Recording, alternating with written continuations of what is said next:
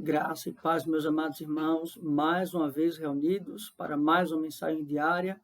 Louvamos a Deus que tem nos concedido a tecnologia e podemos chegar a todos os amados irmãos com a palavra de ânimo, vigor, coragem e esperança da parte do nosso Deus. Meus amados irmãos, nós hoje vamos dar continuidade à carta do apóstolo Paulo aos Colossenses. Para esta feita, capítulo 3, apenas o verso 16.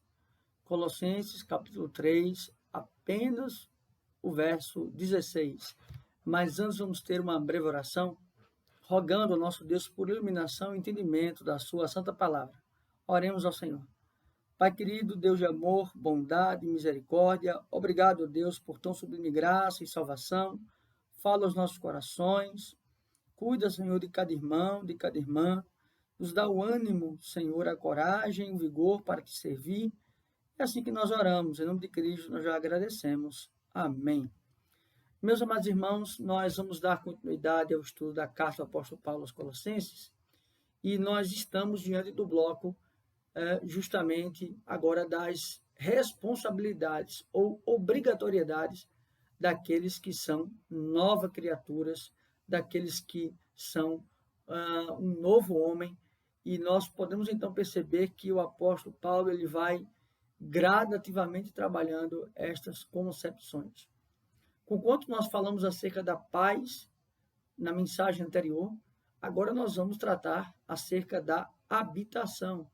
Ele vai dizer assim no verso 16: habite ricamente em vós a palavra de Cristo, instruí-vos e aconselhai-vos mutuamente em tudo, a sabedoria, louvando a Deus com salmos, hinos e cânticos espirituais. Meus amados irmãos, aqui é muito importante, ele fala de uma concepção de habitação. O que seria a habitação? Não é apenas uma residência, uma morada, mas é algo que constantemente está e reside em você. Ou seja, a ideia da habitação é uma ideia não só de ocupação, mas é uma ideia de domínio. Então, habite ricamente. A riqueza aqui que ele quer então tensionar é que o que ele vai falar esteja dominando o seu ser, dominando o seu coração e de forma abundante, ou seja, de forma rica, de forma valorosa. Habite ricamente em vós a palavra de Cristo. Que palavra de Cristo ele quer tensionar aqui? A palavra de Cristo, na verdade, está presente nos evangelhos. A palavra de Cristo é o seu evangelho. O seu nascimento, a sua morte, a sua ascensão, a sua glorificação, está à destra de Deus. Então, percebe que o que deve habitar, o que deve residir, o que deve dominar o nosso coração é o ensinamento de Cristo, é o seu evangelho, é a doutrina dos apóstolos. Então, é neste sentido que ele está falando. A palavra de Cristo, instruí-vos e aconselhai-vos mutuamente. Aqui, então, ele fala desta manutenção constante que devemos ter uns com os outros através da palavra de Deus. E nós devemos mutuamente nos instruir, aconselhar mutuamente em toda a sabedoria, em toda a sabedoria. O que é importante aqui? Cristão não se aconselha com ímpio. Não são os ímpios ou aqueles que estão nas trevas que devem então ser os seus conselheiros. Eles não possuem sabedoria, eles não possuem entendimento, eles não têm o Espírito Santo de Deus. Portanto, é muito errado um marido ou uma esposa se aconselhar com ímpio, se aconselhar com aquele que não glorifica a Deus, como aquele que não honra o Senhor, como aquele que não adora o Senhor. Então, este conselho deve estar pautado na palavra de Deus, e quem pode dar esses conselhos? Aqueles que fazem a vontade de Deus e aqueles a quem Deus se revela. É isso que o texto, então, está tentando nos tensionar. Ele vai dizer com toda a sabedoria, louvando a Deus, ou seja, reconhecendo o que Deus é e o que Deus faz.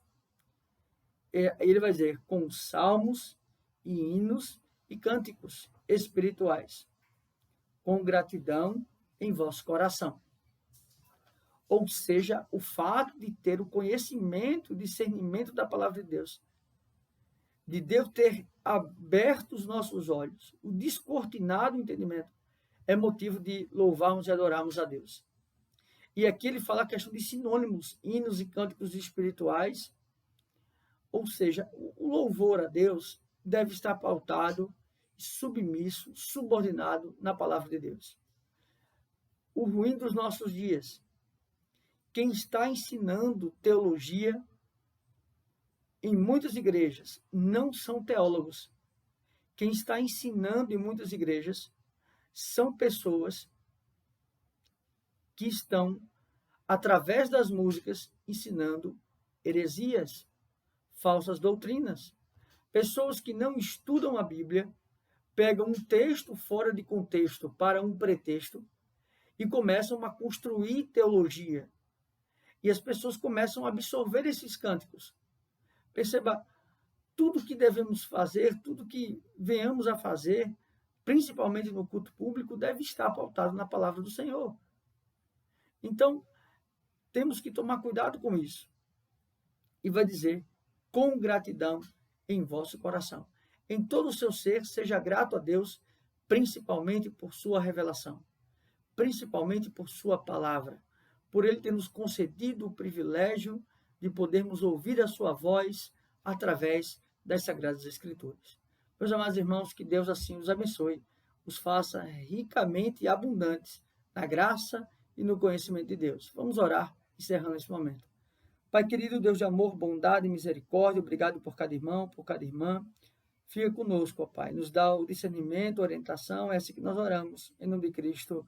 Amém. Que Deus assim os abençoe, meus amados irmãos.